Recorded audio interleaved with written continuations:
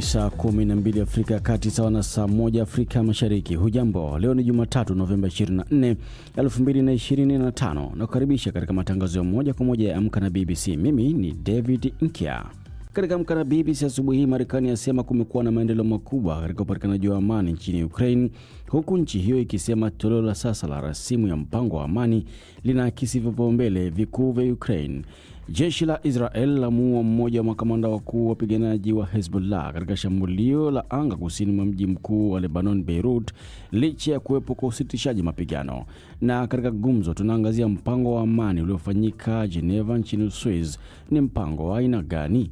Huu mpango bado ni mpango wa Putin, ndio taarifa ambazo wako nazo, na ukiusikiliza na pia ukiona namna ambavyo Donald Trump analazimisha makubaliano yapatikane, inaanza kuleta wasiwasi wa kwamba ni Donald Trump anatumika kama mtu wa Putin kufanya haya, ama mpango hasa ni nini?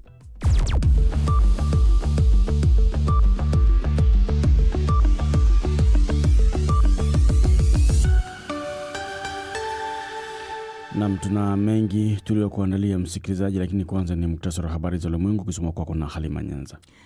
Asante David, na habari msikilizaji. Marekani na Ukraine zimetoa tathmini yenye matumaini kuhusiana na mazungumzo ya Geneva juu ya kumaliza vita na Urusi.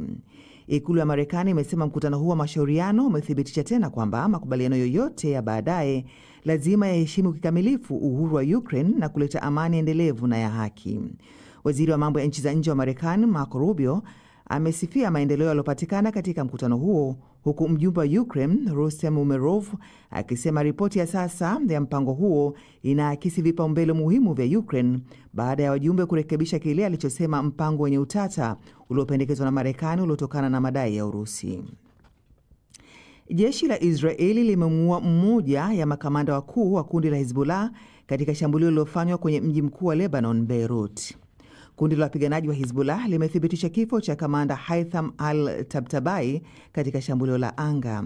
Akitoa taarifa baada ya shambulio hilo, waziri mkuu wa Israel Benjamin Netanyahu amesema wataendelea kushambulia kundi hilo mpaka pale litakapoweka silaha zake chini. Tunaendelea kupambana na ugaidi pande zote. Mwisho wa juma, jeshi la Israel lilishambulia Lebanon na tunaendelea kufanya lolote linalohitajika ili kuizuia Hezbollah kurejesha uwezo wake wa kutushambulia. Watoto 50 kati ya zaidi ya 300 waliotekwa nyara katika shule inayoendeshwa na kanisa Katoliki nchini Nigeria wamefanikiwa kuwatoroka watekaji. Jumuiya ya Kikristo nchini humo imesema watoto hao tayari wameungana na familia zao. Zaidi na Jessica Pelembela. Karibu nusu ya wanafunzi walikamatwa wakati wa shambulio lililofanywa na watu wenye silaha katika jimbo la Niger. Aidha, maafisa nchini humo wamearifu pia kwamba watu wote 38 waliokamatwa wakati wa ibada kanisani kwenye jimbo la Kwara wiki iliyopita wameachiliwa huru baada ya operation iliyofanywa na wana usalama. Katika tukio hilo, watu 2 waliuawa. Rais wa Nigeria Bola Tinubu amevishukuru vikosi vya jeshi nchini humo kwa kuweza kuwaokoa watu hao. Na uchunguzi uliofanywa na BBC nchini Sierra Leone umefichua juu ya baadhi ya watu wanaodaiwa kuuza viungo vya miili ya binadamu kwa matumizi ya masuala ya kishirikina. Viungo hivyo ambavyo mara nyingi huuzwa kwa maelfu ya madola vinadaiwa kuleta nguvu, mafanikio au utajiri. Tayari watu 3 wamefunguliwa mashtaka ya kufanya ushirikina na kumiliki silaha za jadi zinazotumika katika mauaji hayo. Hii ni BBC. Na muktasari wa habari za ulimwengu umesoma kwako na Halima Nyanza. Unasikiliza Amka na BBC kutoka idhaa ya Kiswahili ya BBC ikikutangazia kwenye FM, redio ya shirika na kwenye internet katika bbcswahili.com. Ukiwa Tanzania tusikilize moja kwa moja kupitia Radio Free Africa ya pale Mwanza. Kenya ni Mwanedu FM. Nchini Uganda ya tegea sikio kupitia Voice of Karamoja, na ukiwa DRC ni Radio Muungano Beni. Vile vile unaweza kutufuatilia katika mtandao wetu wa Facebook wa BBC Swahili, ukaandika maoni yako, kisha tukipata wasaa tutasoma moja kwa moja msikilizaji. Asubuhi ya leo upo nami David Nkia, karibia. Baada ya mazungumzo mjini Geneva, Marekani na Ukraine zimeitoa tathmini yao kuhusu mazungumzo hayo ya mpango wa kumaliza vita kati ya Ukraine na Urusi. Waziri wa mambo ya nje wa Marekani Marco Rubio amesema kumekuwa na maendeleo makubwa, huku mjumbe mwandamizi wa Ukraine Rustem Umerov amesema pia toleo la sasa la rasimu ya mpango wa amani linaakisi vipaumbele vikuu vya Ukraine. Zaidi na Phyllis Mote. Rais wa Ukraine Volodymyr Zelensky amesema kwamba kuna ishara kwamba timu ya rais wa Marekani Donald Trump inasikia matakwa ya Ukraine. The first priority is a reliable peace.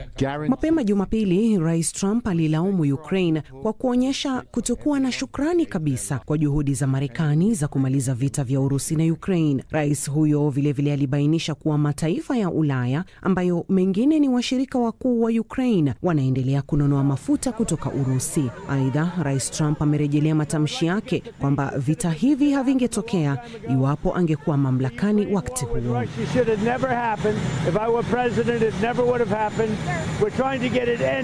Urusi inategemea sana mauzo yake ya mafuta na gesi ili kuendelea kufadhili vita vyake nchini Ukraine. Na mazungumzo ya Geneva yanajikita kwenye rasimu ya Marekani ambayo toleo lililovuja lilionyesha kujumuisha kuondolewa kwa wanajeshi wa Ukraine kutoka sehemu ya mkoa wa mashariki wa Donetsk pamoja na mkoa jirani wa Luhansk na vilevile rasi ya Crimea Kusini iliyonyakuliwa na Urusi mwaka 2014. Mpango huo pia unajumuisha kufungwa kwa mipaka ya mikoa ya kusini ya Ukraine ya Kherson na Zaporizhia. Baadhi ya maeneo ya mikoa hii miwili inakaliwa na Urusi. Mpango wa Marekani pia unapunguza jeshi la Ukraine hadi wanajeshi 600 kutoka takriban 800. Rasimu hiyo pia inajumuisha hadi kwamba Ukraine haitatafuta wanachama wa NATO na badala yake itapata dhamana madhubuti za kiusalama, ingawa hakuna maelezo zaidi yaliyotolewa. Hati hiyo inasema kwamba inatarajiwa kuwa Urusi haitavamia majirani zake na kwamba NATO haitapanua harakati zake. Aidha, inapendekeza Urusi irejeshwe katika uchumi wa dunia kupitia kuondolewa kwa vikwazo na kualikwa kurejea katika kundi la G7 la mataifa yenye nguvu zaidi duniani na kulifanya kuwa G8 tena. Na kwa undani zaidi wa taarifa ya Phyllis Moteni hapo baadaye tutakapoichambua kwa kina katika gumzo. Kwingineko, jeshi la Israel limemuua mmoja wa makamanda wa kundi la wapiganaji la Hezbollah katika shambulio la anga kusini mwa mji mkuu wa Lebanon, Beirut, licha ya kuwepo kwa usitishaji mapigano. Jeshi la Israel limemwelezea Haitman al-Tabtai, mnadhimu mkuu wa kundi hilo la Hezbollah, kama mkongwe katika kundi hilo na ambaye amewahi kushika nyadhifa mbalimbali za ngazi ya juu. Zaidi na Halima Nyanza. Wizara ya afya ya Lebanon imesema katika shambulio hilo lililofanywa na wanajeshi wa Israeli kwenye jengo la ghorofa lililopo katika wilaya ya Dahie yenye msongamano wa watu 5 wameuawa na wengine 28 kujeruhiwa. Hezbollah imethibitisha kifo cha kiongozi wake huyo na kuongeza kuwa Israeli imevuka mpaka kwa kufanya shambulio hilo ambalo ni mara ya kwanza kufanyika kusini mwa Beirut baada ya miezi kadhaa. Shambulio hilo limefanyika wakati ambapo Israeli imeongeza kampeni yake dhidi ya watu ambao inasema inadaiwa wanafungamana na Hezbollah, kundi la Waislamu wa madhehebu ya Shia wanaoungwa mkono na Iran. Licha ya kuwepo kwa makubaliano ya kusitisha mapigano ambayo yalisimamiwa na Marekani na Ufaransa yaliyoanza kufanya kazi Disemba mwaka jana, maafisa wa Israel wanasema Hezbollah imekuwa ikijaribu kujenga tena uwezo wake kijeshi, ikisafirisha silaha kwa siri kuingiza Lebanon na kuongeza utengenezaji wa ndege zisizo na rubani kama njia mbadala ya matumizi ya roketi na makombora. Akitoa taarifa baada ya shambulio hilo, waziri mkuu wa Israel Benjamin Netanyahu amesema katika uongozi wake Israel haitakubali Hezbollah kujiimarisha na hawataruhusu kundi hilo kuwa tishio tena kwa taifa la Israel. Waziri mkuu Netanyahu alisema alitarajia serikali ya Lebanon kutimiza wajibu wake kwa kulinyang'anya silaha kundi hilo. Tunaendelea kupambana na ugaidi pande zote. Mwisho wa juma, jeshi la Israel lilishambulia Lebanon na tunaendelea kufanya lolote linalohitajika ili kuizuia Hezbollah kurejesha uwezo wake wa kutushambulia. Naye rais wa Lebanon Joseph Aoun ameitaka jumuiya ya kimataifa kuishinikiza Israel ambayo imetwaa maeneo 5 kusini mwa nchi yake kuacha kushambulia na kujiondoa katika nchi hiyo, na kuongeza kuwa hatua hiyo ya Israel ni uvunjifu wa makubaliano ya kumaliza mzozo huo. Hezbollah imegoma kuweka silaha chini mpaka pale Israel itakapoacha kufanya mashambulizi, kujiondoa kabisa kutoka Lebanon na pia itakapoachia wafungwa wa Lebanon. Ni Halima Nyanza. Rais wa Marekani Donald Trump siku ya Ijumaa alisema kwamba alikuwa anakatisha mara moja ulinzi wa muda wa kufukuzwa kwa Wasomali wanaoishi Minnesota na kuharakisha mwisho wa mpango ulioanza mwaka 1991 chini ya rais mwingine wa Republican. Sasa kuhusiana na hilo, awali nimezungumza na Omar Adan Ahmed, Msomali anayeishi Minneapolis huko Minnesota, kutaka kufahamu kusudio la Rais Trump kuondoa kinga kulinda jamii ya Wasomali wasifukuzwe nchini Marekani. Je, hilo linamaanisha nini kwao wanaishi nchini humo? Hilo ni jambo la kusisitiza sana, ya kuwastua watu wengi sana. Imewaleta hofu na mashangao mengi sana, hasa kwa watu wengi wa Somali ambao wanaishi hapa. Tena kitu ambaye ni ajabu ya kushangaza, amehitaja Minnesota peke yake, na si Minnesota peke yake wa Somali wanaishi. Somali wanaishi kote 50 states ya Marekani. Hii ni jambo ambaye ni ya kuonyesha racism, ni inaonyesha chuki mingi kwa hii community ya Somali. Watu wengi wameongea na wanipinga, wengine wanaelekea mahakamani, na sisi mahali tuko Minnesota leo ndo tutakuwa na press conference ya really kuongea hiyo mambo. Rais Trump ametangaza kwamba ataondoa ile kinga ya kulinda jamii ya Wasomali wasifukuzwe kutoka Marekani. Je, hilo linamaanisha nini kwenu mnaoishi huko? Sisi tuliastuka vile nilisema, na Wasomali wale wako wana hiyo TPS kwanza ni 750 in the entire US. Wasomali wengi wako na cheti, wako wengine ni citizens, wengine wako na green card. Actually tulisema hivyo kwenye Twitter yake. Tumeona hiyo, it has never happened. Ni kitu ambaye hatujui itaelekea wapi na itakuwa namna gani. Lakini sisi kama maimams, selected leaders wale wa Amerika, Minnesota hasa, tuko na panuke ambaye hapo kwa Congress, tuko na city council members, tuko na state representative all elected, pamoja na community leaders kama mimi. Sasa tuko na mkutano kubwa leo ya kupasisi hiyo maneno ya rais. Tutaongea, tutakuwa na demonstrations. Trump pia amesema kwamba eneo kama Minnesota ndio mahali ambapo fedha iliyopatikana kwa njia ya kigaidi inapelekwa. Kwa nini unadhani amesema maneno kama haya? Hiyo ni careless statement. Watu ambao wako kwenye TPS kwanza hawana biashara, wako kwa small time contract ambayo wanafanya kazi ya from hand to mouth. Ameongea tu hiyo, hana evidence yoyote. Hiyo ni chuki tu kwa Wasomali. Je, kuna wale ambao tayari wamerudishwa? Kwa sababu Trump amekuwa akileta sera na maafisa wa polisi wale wanaoitwa ICE kutafuta wahamiaji na kuwarudisha walikotoka, na wengine hata katika mataifa mengine. Haikuwa kwa jamii wa Somali peke yao, watu wengi wameshikwa kutoka Mexico, kutoka nchi zingine duniani. Ni kama sasa watu wako na hofu ya kwamba wanatafuta, wanakuwa targeted, watu wanakimbia hapa na pale. Kuna shida kubwa sana. Namni Omar Adan Ahmed, mkazi ama Msomali anayeishi nchini Marekani. Na sasa tunakwenda moja kwa moja viwanjani na sports lady Phyllis Mote. Naam, shukran sana Devi. Nianze na matokeo ya hapo jana ya Premier League. Sasa baada ya Arsenal kupata sare ya kushtukiza dhidi ya Sunderland tarehe 8 mwezi huu wa Novemba. Sare hiyo iliwapa wapinzani wa Arsenal wa ubingwa matumaini mapya, lakini ushindi mkubwa wa jana Jumapili dhidi ya Tottenham umeirejesha Arsenal katika nafasi nzuri ya kuwania taji.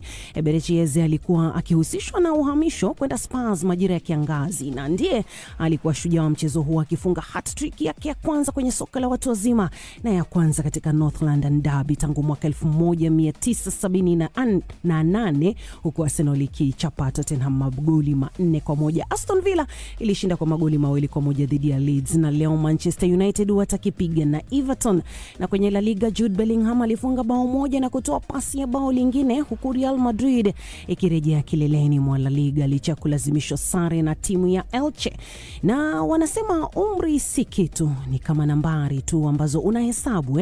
Sasa Cristiano Ronaldo alirudisha kumbukumbu za zamani kwa kufunga bao la kuvutia aina ya overhead kick katika ushindi wa Al Nassr wa magoli 4-1 dhidi ya Al Khalij kwenye Saudi Pro League. Mchezaji huyo mwenye umri wa miaka 40 anafikia bao lake la 954 katika maisha yake ya soka, huku bao hilo likitajwa kama lile maarufu alilofunga akiwa Real Madrid katika robo finali ya ligi ya mabingwa dhidi ya Juventus mwaka 2018. Na Lionel Messi alifunga tena wakati Inter Miami ikifunga Cincinnati na kufuzu kwa mara ya kwanza kwenye fainali ya kanda ya mashariki ya MLS. Mshambuliaji huyo wa Argentina alifungua goli hilo kwa kichwa kipindi cha kwanza, na bao lake hilo ni la 6 katika mechi 4 za mtoano za MLS. Na kwenye mashindano ya Formula 1, kufutwa kwa matokeo ya madereva wa McLaren Lando Norris na Oscar Piastri kutoka Grand Prix ya Las Vegas kumebadilisha kwa kiwango kikubwa sura ya ya pambano la ubingwa wa madereva wa Formula 1. Kabla ya tukio hilo, Norris alikuwa na uongozi mzito. Sasa umeyeyuka hadi pointi 24 tu. Max Verstappen amepaa hadi kumfikia Piastri kwa pointi, ingawa anabaki watatu kwa ushindi mdogo mmoja. Sasa David kimalizia tu wiki ijayo Qatar, na hesabu ni rahisi. Kama Norris hatapoteza zaidi ya pointi 5 kwa Piastri na 17 kwa Verstappen, basi ataandika historia kama bingwa wa dunia kwa mara ya kwanza. Bila shaka. Ni kizidi sana huyeyuka Davis, hivyo wacha nikome hapo. Asante sana, baadaye.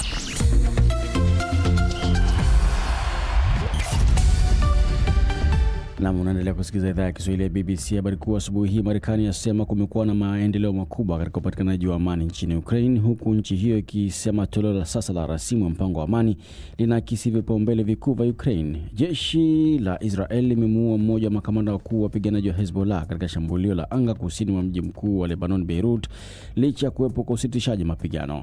Na katika gumzo tunaangazia mpango wa amani baina ya Ukraine na Urusi uliofanyika Geneva nchini Uswizi, na iwapo utaleta matumaini ya kumaliza vita. Hii ni BBC.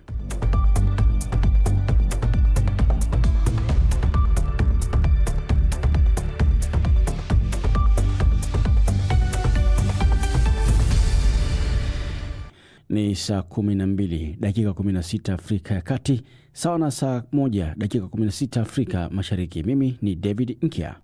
Uchunguzi wa siri wa BBC nchini Sierra Leone umefichua watu wanaodai kuondoa sehemu za mwili wa binadamu. Sehemu hizi zinauzwa kwa maelfu ya dola. Sehemu hizo vile vile hutumiwa katika sherehe za uchawi kwa imani kwamba zinapelekea kupatikana kwa nguvu, mafanikio au utajiri. Ukubwa wa tatizo haujulikani, lakini madai ya mauaji ya aina hii yanaripotiwa mara kwa mara kwenye habari nchini humo na mitandao ya kijamii kote barani Afrika. Taarifa mwandishi wa BBC Tyson Kote kutoka Makeni huko kaskazini mwa Sierra Leone inawasilishwa kwako na Jamhuri mwa Vyombo. Inaosikika hapa ni video ya TikTok ya tangu mwezi Mei. Inamuonyesha Fatmata Conte akicheza. Alikuwa mwenye furaha sana. Amejumuika na wanafamilia na marafiki wakisherehekea siku yake ya kuzaliwa. Alikuwa anatimiza miaka 28. Kilichofuata siku ya pili yake ndicho kinachoshtusha. Fatimata alikuwa ametoweka, hajulikani alipo. Baadaye alipatikana kando ya barabara akiwa amefariki. Shangazi yake Mariama ndiye aliyepewa jukumu la kutambua mwili wa marehemu. Nilipoingia ndani kutizama mwili, niliona hauna majeraha, ila sehemu ya mdomo wake ambapo meno yake yalikuwa yametolewa. Kila mtu mtaani aliniongelelea hilo, kwamba ni mauaji ya kishirikina. Polisi kwa upande wao hawajahusisha mauaji hayo na imani za kishirikina, lakini hilo ndilo lililomo kwenye kauli za kando za watu wengi wa sehemu hiyo. Katika sehemu nyingine ya nje ya mji mkuu wa Sierra Leone, Freetown, eneo liitwalo Waterloo, ndiko BBC imepata taarifa ya mmoja wa wanaojishughulisha na uhalifu huo wa kuuza miili ya watu. Mchunguzi wa kisiri wa BBC ndiye aliyefichua hilo, na mhusika mkuu anaitwa Idara. You ready? Cameras are on. Hayo ni matayarisho ya kurekodi kinachoendelea kwa njia fiche bila Idara mwenyewe kujua. Nina orodha ya kama watu 250 wanaoshiriki matambiko kama haya. Sehemu zozote za mwili wakituagiza tunashughulikia. Idara amepata ujasiri wa kuyasema hayo kwa kuwa anadhani amepata mteja anayetaka tambiko ili ajiendeleze kisiasa. Idara anaendelea kujinaki anayofanya bila wasiwasi wowote. Tuna njia na jinsi ya kushughulikia maagizo yao. Mwingine wanaagiza mwili mzima, wengine sehemu tu, inategemea. Baada ya mazungumzo hayo, Idara anaambiwa asifanye lolote kwanza, asubiri. Nako katika eneo jirani nje ya mji mkuu Freetown,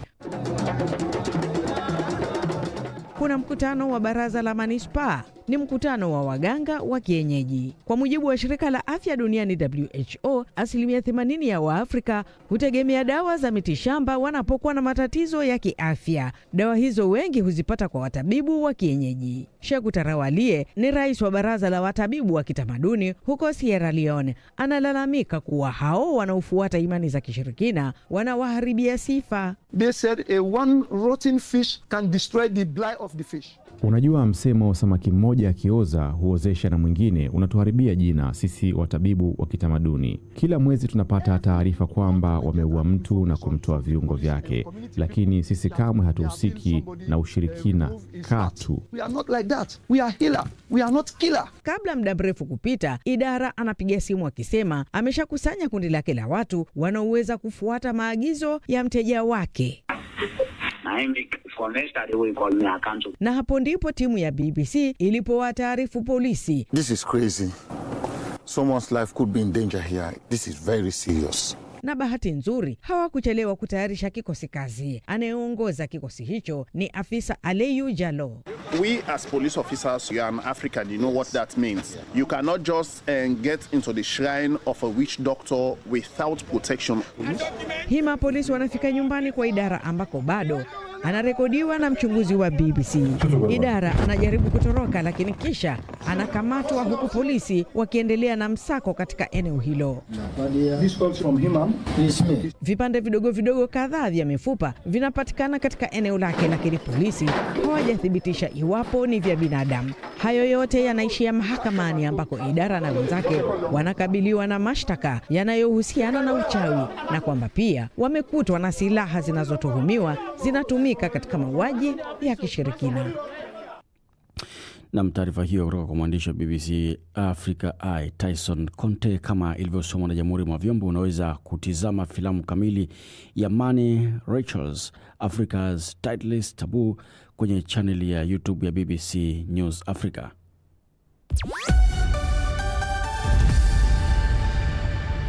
Na kama ulivyosikia katika taarifa yetu kuu asubuhi ya leo kuhusu vita vya Ukraine na Urusi na mkutano unaendelea mjini Geneva huko nchini Uswizi.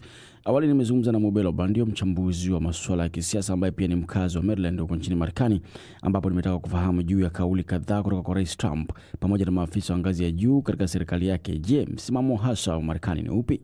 Msimamo wa Marekani unachanganya kidogo, kwa sababu kuna baadhi ya kauli ambazo zimetolewa na Marco Rubio ambaye sasa ni kama mwakilishi mkuu, ndio mwanadiplomasia mkuu wa Marekani, lakini pia kuna baadhi ya maseneta wakiwemo Republicans ambao wanaonekana kwamba wanasema huu mpango ni bado ni mpango wa Putin, ndio taarifa ambazo wako nazo, na ukiusikiliza na pia kuna namna ambavyo Donald Trump analazimisha makubaliano yapatikane, inaanza kuleta wasiwasi wa kwamba ni Donald Trump anatumika kama mtu wa Putin kufanya haya, ama mpango hasa ni nini. Na wale ambao wameweza kuzungumza, kwa baadhi ya diplomasia, balozi wa zamani wa Marekani kwenye jumuiya kujihamia nchi za magharibi NATO, amesema ni mpango wa ajabu ambao unamlazimisha mtu aliyevamiwa kujiondoa katika nchi yake, lakini changamoto ni kwamba katiba haimruhusu rais kufanya maamuzi hayo. Kwa hiyo kuna mkanganyiko wa msimamo wa nchi ni upi, kwa sababu hata ndani ya serikali kinachosemwa na Ikulu na kinachosemwa na Wizara ya Mambo ya Nje kidogo vimekuwa na tofauti. Je, kuhusu kwamba Ukraine itabidi kubali baadhi ya sehemu za nchi hiyo zichukuliwe na Urusi, bila shaka hilo ndilo ambalo Rais Zelensky na viongozi wengine wa Umoja wa Ulaya wamekuwa wakipinga kwa nguvu, lakini Trump anaona kivingine kabisa. Hebu Mubelo atufafanulie kidogo misimamo ya pande hizo husika kama ilivyoibuka. Kwa jambo la kwanza ni kwamba wanakiri kwamba ni Urusi ama Russia aliyemvamia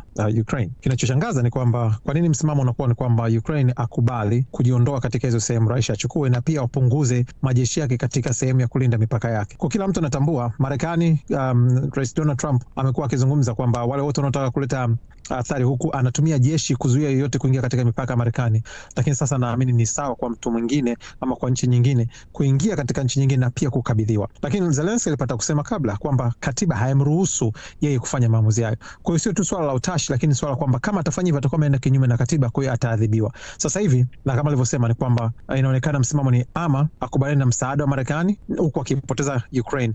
Kwa hiyo ni aidha avunje katiba ili aendelee kupata msaada wa Marekani au aendelee kung'ang'ania kile alichonacho, na anaweza akapoteza msaada wa Marekani lakini pengine akabaki na msaada wa Europe. Sasa je, kuna maafikiano gani katika kikao hicho cha Geneva kuhusiana na swala zima la Ukraine? Mwanzo tuliambiwa ungekuwa labda ni mkutano wa kikao cha siku moja, lakini inaonekana kwamba itaendelea kwa sababu kulikuwa kuna kutokuelewana kidogo. Kitu ambacho kimeleta tumaini ni kwamba baadhi ya viongozi wa Ulaya, viongozi kadhaa hasa katika masuala ya usalama wa nchi za Ulaya wapo katika kikao. Kwa hiyo yale ambayo imekuwa akiwalazimisha kwamba Umoja wa Ulaya ufanye hili na hili na hili, hatutakiwa kuyajibu Zelensky, but watu wale watakuwepo.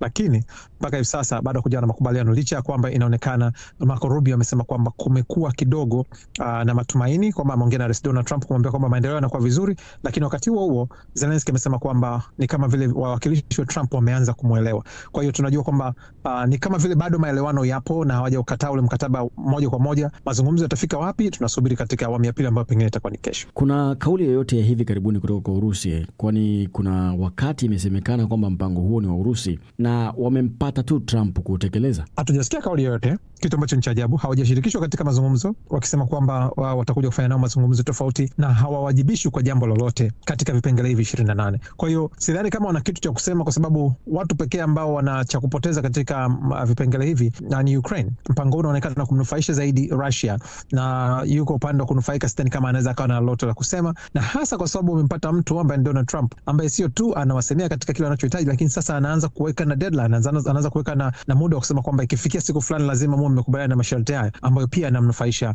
Russia. Kwa hiyo Russia sikutegemea kama atasema chochote, na kama ni watu ambao wanakili kama ambavyo tunawafahamu, hawatasema chochote, kwa sababu yupo mtu anayefanyia kazi ambayo ni serikali ya Marekani, wawakilishi wake pamoja na Donald Trump. Sasa vipi kuhusu Umoja wa Ulaya? Wataweza kuikingia kifua Ukraine wakati ambapo Trump anaonyesha wazi kwamba amerudi upande wa Putin? Nafikiri wanaweza kufanya hivyo, na kitu kingine pia kimeonyesha mabadiliko, kwa sababu kitu ambacho sasa kinaanza kuwapa labda tumaini ni kwamba Rais Donald Trump anaanza kupunguza ushawishi nchini Marekani, hasa katika masuala ya vita vya nje. Aliingia akigombea kama mtu wa Marekani kwanza, lakini sasa ameanza sio tu anafikiri anatatua matatizo, lakini baadhi ya watu wanaanza kuhisi kwamba yeye ni sehemu ya kuchochea matatizo. Hii dhana ya kwamba ni Russia wameandika na yeye amepewa inaanza kuonekana kupata support hapa, na anaanza kuliona hilo katika kura za maoni. Anaanza kuona kilichotokea New York, anaanza kuona katika majimbo kadhaa, majimbo matatu hapa nchini Marekani, na watu wamesema wazi. Hasa sasa hivi tunaye mmoja kati ya watu waliokuwa wakimunga mkono sana, Marjorie Taylor Greene, ambaye naye amejiuzuru nafasi yake ya uwakilishi, akisema Rais Donald Trump anachokifanya sicho alichokiahidi. Kwa hiyo nafikiri wanaweza kutumia umwanya kusimama dhidi yake, wakitambua kwamba anaanza kukosa kile ambacho kilikuwa kinampa kiburi cha kusimamia yale alikuwa anasimamia. Wataendelea kuwa na msimamo huo, na pengine wataendelea kumhakikishia Zelensky kwamba wataendelea kumunga mkono. Sasa unaweza kutuambia kwa nini Rais Donald Trump amekuwa akishinikiza yote haya wakati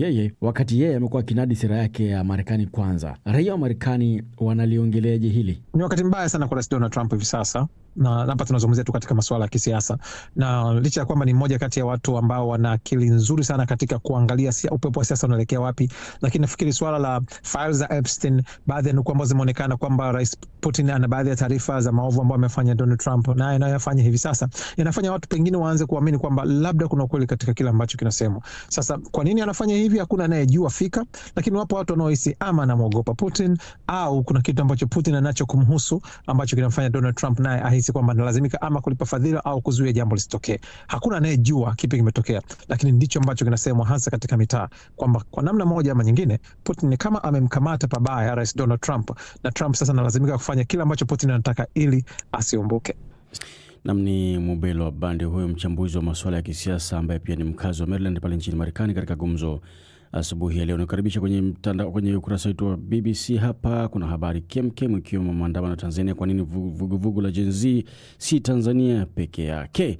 Lakini utakuta serikali ya Tanzania vikosoa vyombo vya habari vya kimataifa. Tetesi za soka Ulaya, Arsenal Chelsea za mgombania Mourinho. Pita pale uweze kufahamu zaidi. Amka na BBC kwa asubuhi ya leo haina la ziada. Mhariri amekuwa ni Halima Nyanza. Regina Mziwanda ndiye msimamizi wa matangazo haya. Jessica Pelembela pale mitamboni. Michezoni amekuwepo Phyllis Mwote. Kwa niaba ya wote, mimi ni Nkia David Nkia, nikutakie siku njema. Kwaheri.